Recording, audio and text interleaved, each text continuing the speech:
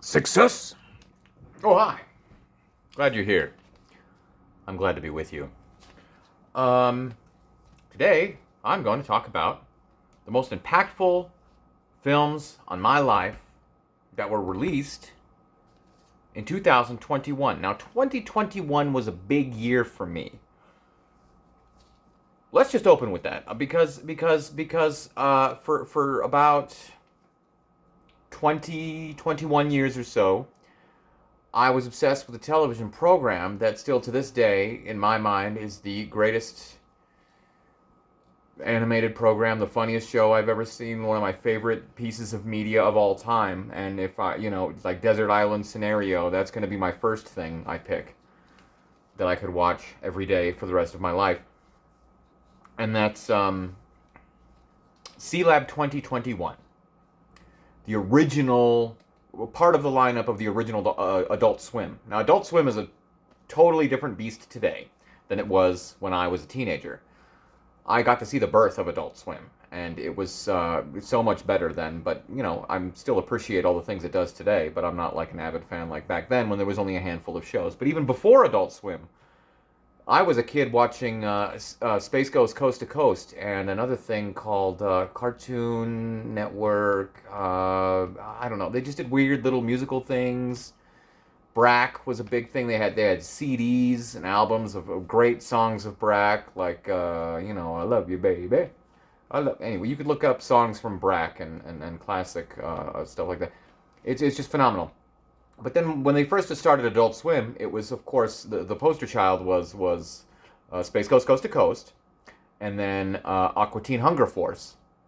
But they also had my two favorites were Harvey Birdman, Attorney at Law, and Sealab 2021. So the second, I should say, the clock hit midnight on January 1st, 2021, my son and I were watching Sealab. And conveniently enough, there's 52 weeks in a year, and there's 52 episodes of Sealab. So every week of the year 2021, I watched an episode of Sealab 2021 and would post clips on social media, which resulted, due to the initial hype, I was the only one who dragged it out all the way till December 31st, but resulted in cast members liking some of my posts and whatnot. Next thing I knew, I'm like, who's Kate Miller? Why is this Kate Miller person who's got the blue checkmark on Instagram liking my Sealab video? Oh, it's Debbie. Why is Bob Lobley? Bob Lobby? Bob... Sorry, I mess up his name a lot. Sorry, Bob. Bob Lobby. Great guy. Sparks from Sealab 2021. And those two cast members still follow me on social media. And then I ended up interacting with Kate Miller, discovering she's married to John DiMaggio, who does the voice of Bender and Jake the Dog, and many, many other wonderful things. An ultimate power couple, and it blew my mind. They visited the city where I currently live. I met John DiMaggio. This was before 2021, so I didn't have the connection yet. But great guy. He was very kind to me and my son, and he signed our Adventure Time comic book. You guys are totally math, dude. You guys are totally math, dude. I'm not here to do the version. But yeah, and of course one of my favorite lines of all time is a Bender line. I'll save me. Anyway. So it was an honor to meet him, but to now interact with two cast members of Sealab 2021 on a regular basis is a delight. I'm very honored and blessed for that. I was very honored to live through the year that my favorite thing ever took place. We're here to talk about movies. What am I doing talking about a TV show? Well, it was a big deal, so I have to mention it. So I did. Okay. But in regards to 2021, we have The Green Knight. The Green Knight I have a poster of in the other room, and that thing's never coming down from my wall. The Green Knight when I saw the trailer, it was one of those, very very rarely I'll see a trailer and I'll go, that is going to be one of the greatest movies I've ever seen. And The Green Knight was one of those. And I watched that movie and it blew my freaking mind. One of the greatest movies I've ever seen, period. I'll never forget being in that theater and a couple of people walked out during the giant sequence. The movie's not for everybody, but it does lead to many, many conversation after the film. What does it mean? How did it end? Who, what, where, when, why, how? The Green Knight is a masterful achievement in cinema, and that's when I became a fan of David Lowery, and then I went back and discovered A Ghost Story, amazing film, and his recent film Peter Pan and Wendy, absolutely amazing. Yeah, The Green Knight I watch on a regular basis, and that is a staple Christmas movie for me now. Good sir, is it Christmas? Never forget what happened here upon this Christmas day. So yeah, Green Knight, one of the greatest films I've ever seen. It is, I guess I'm bookending this with two films that are close seconds to number one most impactful film of this year. The Green Knight would probably be a close third. Great movie. I even got the A24 exclusive leather special edition Blu-ray with the short that features the guy who played Rorschach. Phenomenal. David Lowery, phenomenal director. Whoever cinematographer he uses, his films have some of the best cinematography I've ever seen in my life. Anyway, The Green Knight is absolutely phenomenal. The actor who plays the Green Knight should be in everything. He's been in a lot of stuff, including Willow, that got deleted. That's when I canceled my Disney Plus, when they not only canceled Willow, but they deleted it. So I deleted them.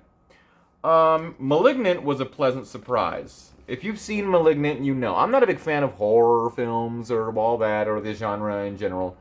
But I'll never forget watching that movie, and then you get the twist, literally, near the end. And I'd never seen anything like that. And it was just so campy and so fun.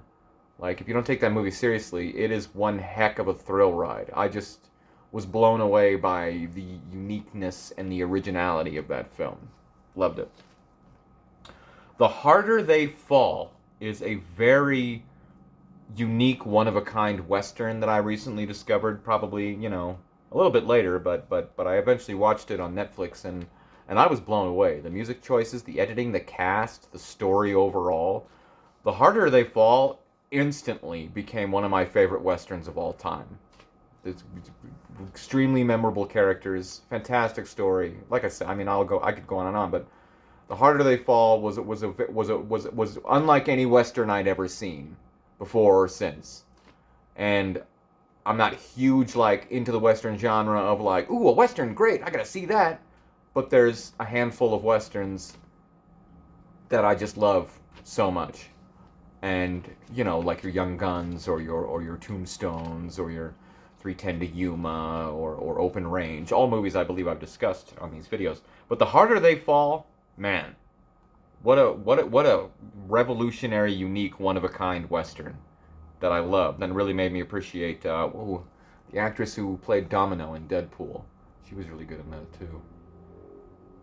Anyhow, great movie. Great movie.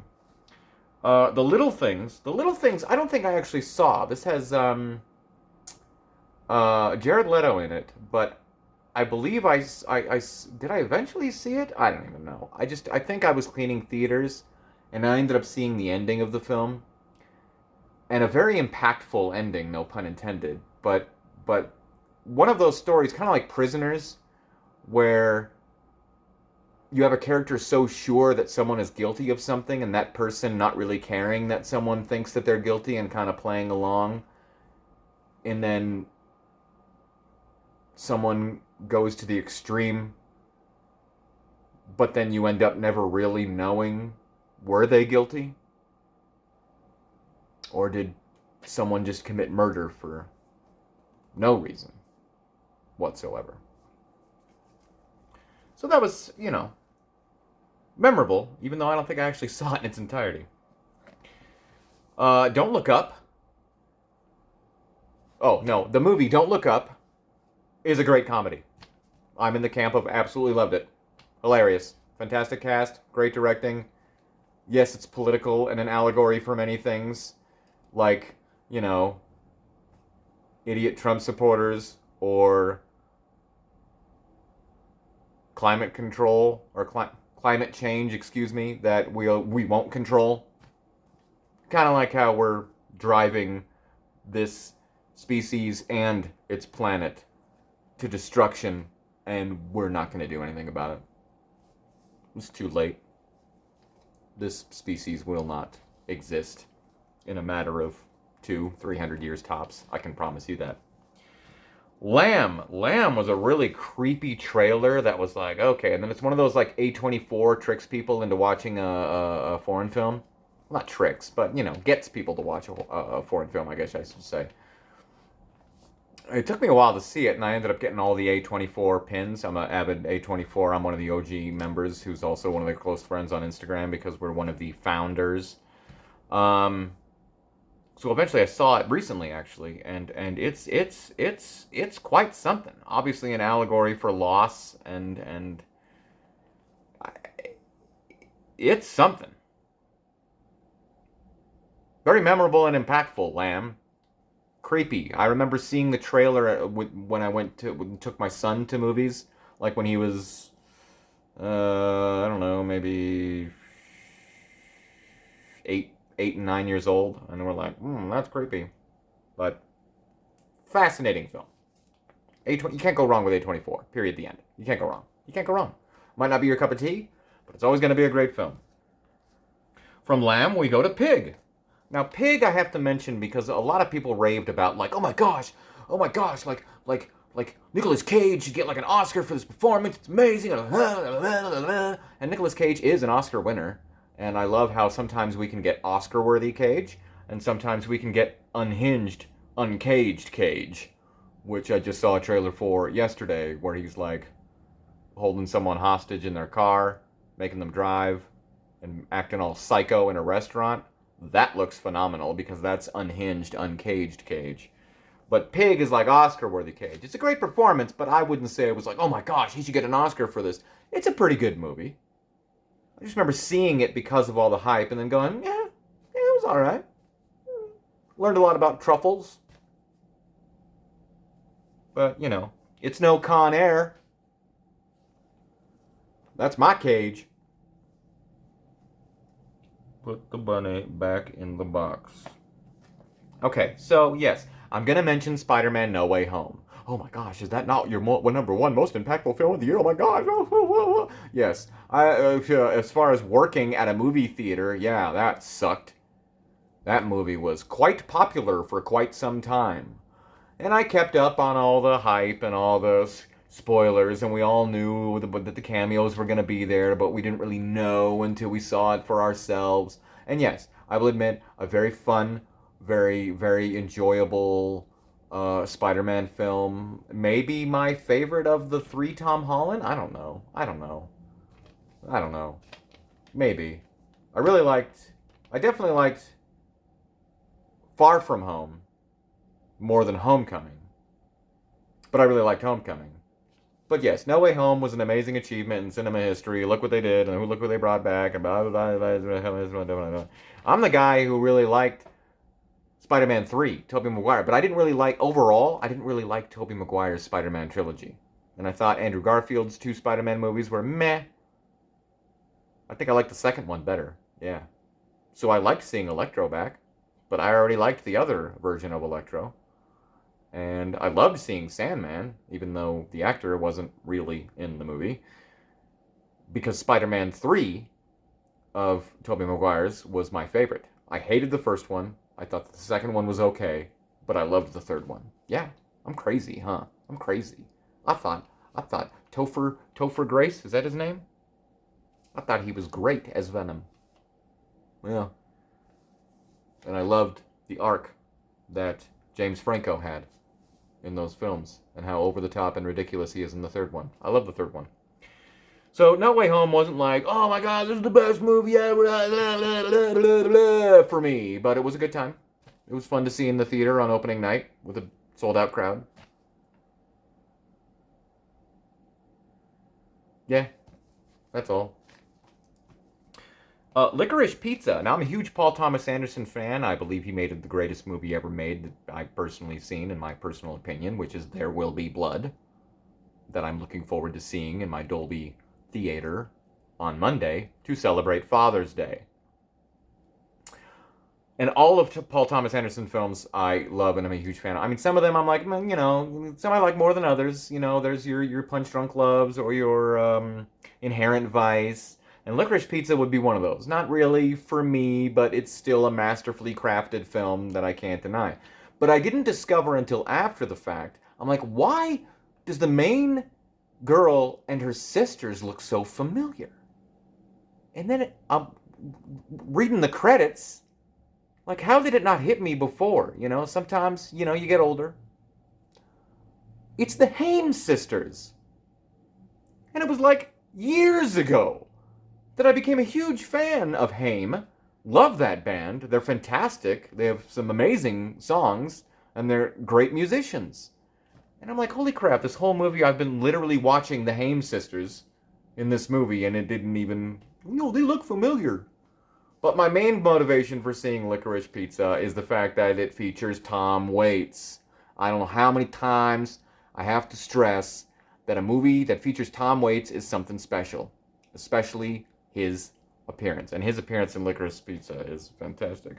You old slimy son of a... How you doing? I wish we could get some more music from him, but as long as he's doing something, you can put him in front of the camera till the end of time. That's fine by me. The French Dispatch. I have a giant bus shelter. It's what we call those huge posters that you see in our lobby. I have a giant bus shelter on my wall, and it ain't going nowhere because it's got all the characters. And one of the things that caught my eyes when we put it on the wall, and I was like, I'm sure some of these conservatives in this town are going to get upset that there's a naked lady on it. Because in black and white, there's a very attractive naked lady on it. And then I watched the movie. I'm a huge fan of Paul Thomas Anderson. I love most of his films. Like a couple of them, and one of them I don't really care for. Moonrise Kingdom. Very much looking forward to Asteroid City. Although when someone told me he was making a sci-fi film and it was called Asteroid City, I thought I was going to get a Paul Thomas Anderson like space station movie. Like that would have been really cool. Kind of like you can look on YouTube and somebody made a Paul Thomas Anderson. If Paul Thomas Anderson made Star Wars, oh, fantastic! What I wouldn't give to see that. But The French Dispatch, coming off of Grand Budapest Hotel, is one of my all-time favorite films. It's my favorite it's my favorite Wes Anderson film, and it's what I consider to be one of the greatest films of all time. I think Grand Budapest Hotel is a masterpiece, like his best work. So to follow up with that with The French Dispatch was almost right there with it. Like just as brilliant, just maybe by a hair, not quite, but right there alongside it. Absolutely fantastic film. You got Timothée Chalamet in this one and whatnot. I tell you, it's amazing. I absolutely love The French Dispatch. But what really impacted me was that beautiful naked lady I referred to. Forgive my bluntness and honesty, but I'm watching this movie, and this artist Benicio del Toro, fantastic, is painting her, and she was a prison guard, and she got naked, and they very much very much so focused on her nude body, every part of it, very much so in that movie. And I was like, who is that? She's gorgeous. She's perfect. She's one of the most beautiful women I have ever seen in my life. And that was my introduction to Léa Seydoux, who now, obviously, in the 2 years since, I'm quite familiar with. She's the reason I saw... I have a poster on the wall. I have her on my wall twice, because why wouldn't I? She's the reason I saw Crimes of the Future. I then went back and retroactively discovered, oh, right. She's in a Mission Impossible film. And then I, since then, caught up on my Daniel Craig Bond films, and holy cow, she's in the Bond films too. And I recently purchased Blue is the Warmest Color, which, I love Léa Seydoux. And now she's gonna be in Dune Part 2. Can it get any better than that? No, it can't. You've got Florence Pugh and Léa Seydoux in that movie. Excuse me, I'm very flummoxed.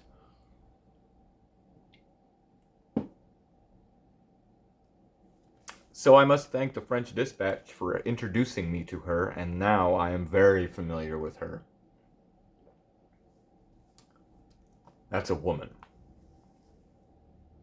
And I've started to appreciate the French more, especially after Blue is the Warmest Color and Demon Lover. I used to have a bitter thing with the French because I'm Canadian and they tried to take part of our country from us during the votes when I was a kid, but now I get it. We came from France. I love the French. They are from France. But I love Léa Seydoux. The Last Duel was quite a memorable thing. I'm a huge Adam Driver fan. I mean, this is Ridley Scott. Do yourself a favor. Go ahead and just look up Ridley Scott directed films, and you'll find like 30 freaking movies that'll blow your mind. You'll be like, what?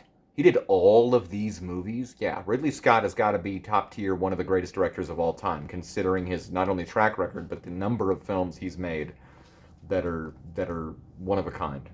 So The Last Duel I was very excited about, mainly because of Adam Driver, and I'm watching the trailers, I'm like, oh, what a great concept, you've got this and that, and we had these bus shelters, one of Matt Damon and one of Adam Driver. And I was like, I want that Adam Driver bus shelter. I'm going to put Adam Driver on my wall, which I had a giant Adam Driver face from Last Duel on my wall for a very long time, and then I eventually took it down after I saw the movie, because I was defending him every single time I saw the trailer. I was like, no, I kept quoting him. The accusation is false. The accusation is false. And then, spoiler alert, I saw the movie. Yeah, I had my foot in my mouth after that. The accusation was not false. He deserved what he had coming to him in the end. Boy, what a sequence that is when his, spoiler alert, naked body is dragged along the... But yeah, he got what was coming to him. Because, yeah, you know, but the structure of that film to get... It's not just that you're getting 3 different stories broken up in, 3/3 of the film, and 3 different perspectives, but each time you get a different perspective, you're getting more of the story. Like, you might get something referenced in part 1, but then in part 2, you're getting to see that because you're now from their point of view. So you get a lot of pieces coming together all the way till the end. Phenomenal film with a phenomenal fight at the end. Oh my gosh. Ridley Scott's an amazing director, obviously. Who'd have thunk it? Then you've got Old. I like M. Night Shyamalan. Half of his films. But I'm one of the people who actually enjoyed Old.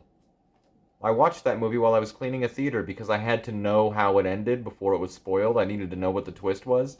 And I actually liked the twist. I appreciated what that movie was saying and how when you watch it again, you see what the actors are expressing through what their characters are going through because of what's happening to them. I mean, the whole birth thing and the whole kids hooking up thing, that's another conversation. But I liked that movie overall because that's totally something that a corporation would do to save money and expedite the process of making money. That movie had a lot to say. Mortal Kombat. I believe I discussed in a past video how obsessed I was with the original Mortal Kombat. I still love that movie. The second one, Annihilation, isn't as good as the first. Still a fun movie, but that first one is brilliant. That's a perfect film if you ask me, especially from the 90s. It's Mortal Kombat. It's fun. It's got the music, it's got the fights, it's got the characters, it's got the costumes, it's got the powers. Love that movie. So they remade it, and I was like, all right, here we go. Let's see if it's going to be any good. Loved it. Those fatalities. Come on. Absolutely loved the new Mortal Kombat, and I'm looking forward to the new one. I even let my son watch it, because regardless of how young he is, he's now 11, I don't mind him watching gore or hearing cuss words If he's okay, I don't make him, but if he's okay with it, I'm okay with it because you can look out your window or walk down the street and you're going to see gore and hear cuss words. Can't even go to the supermarket without maybe getting shot in this country. So the only thing I insist on keeping him away from is nudity and sex. But Mortal Kombat, we loved, had a grand old time, great cast, great movie, and I look forward to the sequel. The runner-up, the one I wasn't sure which movie was the most impactful on my life, that came out in 2021. It was a close, I kept going back and forth, because the runner-up, Ghostbusters Afterlife, which, by the way, for the record, I'm a huge fan of the other Ghostbusters. I'm a huge fan of all the Ghostbusters movies, including the one with Melissa McCarthy and Kristen Wiig. I love that movie. The haters, sorry, sucks to be you, because it's hilarious and it was a good time, and it's cool how the comics have explained that that's actually just an alternate dimension, and the cameos that we see are just the alternate versions of the original Ghostbusters. Good times. So it exists in the world, and deal with it. If you're sexist or you're just a bigot who doesn't understand how you can have one movie and another movie exist at the same time, that sucks to be you, because that movie's hilarious, especially the director's cut. Paul Feig is an amazing director, and then you have dude from Kidding and Weeds. You know, every time she goes to kiss him, oh hey, you know, he's even more hilarious in the director's cut. But we're not talking about that. We're talking about Ghostbusters Afterlife. I thought I was like, okay, cool, you know, we'll just see this campy little kids movie. But I never thought, spoiler alert, that I would see a movie like this. And yes, overall, most of the movie is like, okay, this is fun, you know, kids, whatever. But then you get to the end, and not only do we have, I mean, J.K. Simmons, whatever, it's like a 2-second cameo. But the minute I'm like, that's Olivia Wilde. Holy cow. And she looked good. I mean, she always looks good. I mean, Tron. Hello. But to see Olivia Wilde as Gozer, that was great. The way they connect it to the first one, it's great. And then when the original Ghostbusters come back, and the way they were able to make a sequel, because they always wanted to make a third Ghostbusters film, and then when Harold died, because they always disagreed, and Bill Murray didn't want to be a part of it, so they did the video game instead. There's a classic Ghostbusters video game that pretty much is Ghostbusters 3, because all 4 of the original cast is in it, providing the voices. But then Harold Ramis passed away, and we would never get a Ghostbusters 3, at least not with the original 4. And then there I was sitting in that theater.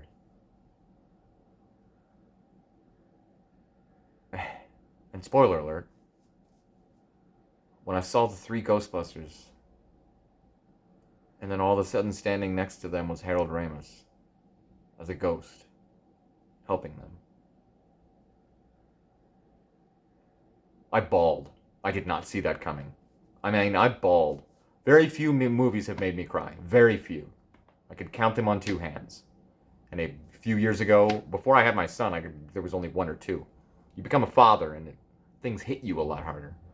But there's still very few movies that have ever made me cry. But there's only a couple, 2 or 3, that have made me, like, weep. And this is probably, like, number 1 or 2 as far as, like, probably number 2 as far as the most I've cried at a movie. Like, I couldn't believe that I was seeing the ghost of Harold Ramis. It was a very touching moment for me, and it was a very impactful experience in that theater that I had. So that's why I just thought it would be number 1, but it's not. It's not. I mean, I don't know what could possibly be number 1 that was released in 2021. Let me think. What could it be? Oh, right! That's the year Dune came out. Huge fan of Dune well, I was a huge fan of Dune once. I wasn't a huge fan of the original movie, or the book. I never read the book. But when I was a kid, Sci-Fi Channel did Dune, and I was obsessed with any, like, mini-series or something that Sci-Fi Channel would do, because their production value was pretty darn good for back then. And they're like, we're gonna do Dune. I'm like, all right, that sounds like my kind of thing. And I watched it and I loved it and I became obsessed with it. And then they did a sequel, Children of Dune, and I loved it. And I eventually watched the original movie and I'm like, oh, okay, it's okay. It's for what it is. That's a good time. But I never really wrapped my mind around the story and the characters and the themes and anything about that movie until Denis Villeneuve made a perfect film and masterfully adapted that story. I was so excited to find out that he was going to make this. I wasn't a huge fan. I was a huge fan of Arrival. Huge. And most of his other movies, Prisoners and An Enemy. But I didn't really like Blade Runner. I love the movie and everything, like, production-wise and visually. I just didn't like the story and found it over the top and very predictable and pointless.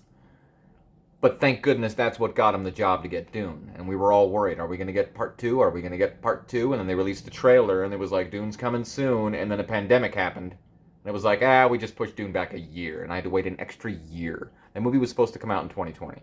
Like December 2020, I think. And then they pushed it back to October? Yeah, October 22nd, 2021. And then this was the year that HBO was like, well, all of our movies this year we're going to put straight on HBO Max and in theaters.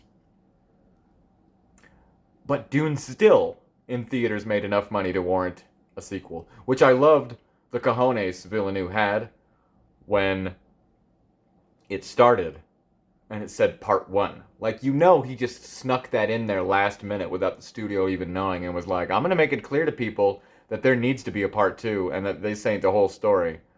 And they're like, oh crap, we're gonna make a part two. And I think it was like, what, about a week or so after it premiered that they announced, all right, we're gonna make part two. And now we're getting part two in just 148 days. But Dune blew me away. Jameis is my spirit animal. And what happened was, though, I wanted to see it in theaters, but I had my son at the time, and he didn't want to come with me.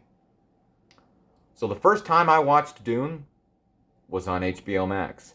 But the main reason was I looked up the show times. I was going to make my son go, but I looked up the show times, and the first showing we had at my theater was at 6 o'clock. But the movie was going to drop on HBO Max at 5. I mean, I could be wrong about those times. I just remember that it was dropping on HBO Max an hour before our first showtime. So I went, oh, well, I guess I'll watch it at home because I wanted to see it so bad that I'd rather see it first than experience it in the Dolby Theater my first viewing. Of course, I saw it many times after in the Dolby Theater and on HBO Max. But I'm kind of glad I watched on HBO Max because my son didn't want to watch it with me, but I ended up using my headphones. And I'm very thankful because the sound design in that movie and everything about it, like, I was very immersed in that movie and it blew me away. And I couldn't even comprehend it the first viewing. It wasn't until like the second, third, fourth, fifth viewings that I was like, okay, this is like my new favorite thing ever. This is my grown-up Star Wars. As a kid, I was obsessed with Star Wars. As a grown-up, I'm still obsessed with Star Wars, but I'm really obsessed with Dune and cannot wait for part two. I haven't counted down to a movie other than Star Wars. And I've been counting down to Dune Part 2 ever since they revealed the release date, which then got bumped up to 11/3. Huh. Weird. So, yeah. And the cast in Part 2, well, we're not going to talk about Part 2, we're just going to talk about Part 1. I can't wait for Part 2, but there's not really much to talk about Part 1, except for that it's one of the most amazing achievements in history. I remember watching the Oscars. I had all my action figures and Funko Pops ready to go, and I was hooting and hollering for all the Oscars that it won. It deserved more. It deserved more. They forgot to nominate Villeneuve for Best Director. Did they think the movie made itself? So they better give him Best Director next year, and Dune better win every single freaking Oscar, I swear. If you can give it to Everything Everywhere All at Once, which I'm very glad that you did, and you won my respect for that, you better give it to Dune Part 2. Because, holy cow, is it going to be amazing. Because Part 1 was only the beginning. But it also has one of my greatest... it's about Paul. My name's Paul. And it's about Paul. And Paul is supposed to take his father's place as Duke. And then he finds out that he's also this thing that the Bene Gesserit has set up. And then he finds out that he's also this prophet that the people of Arrakis want him to save them from. So he's being pulled from all these different directions of you're supposed to be this. while also being a teenager going through teenage stuff. And in the end, he makes his own choice. It's a great story, and some would say, oh, but it's not a complete movie. I think it is, because part one is about Paul. And they say, when he spoiler alert, when he kills Jameis, that Paul dies. Part one is Paul's story. Paul is no more. Part two is about Muad'Dib. It's brilliant storytelling. I could do a 3-hour video about Dune and everything it means and represents, but I ain't got time. I gotta wrap this up. So I'll just say, the mystery of life is not a problem to solve, but a reality to experience. A process that cannot be understood by stopping it. We must move with the flow of the process. We must join it. We must flow with it. Jameis lives!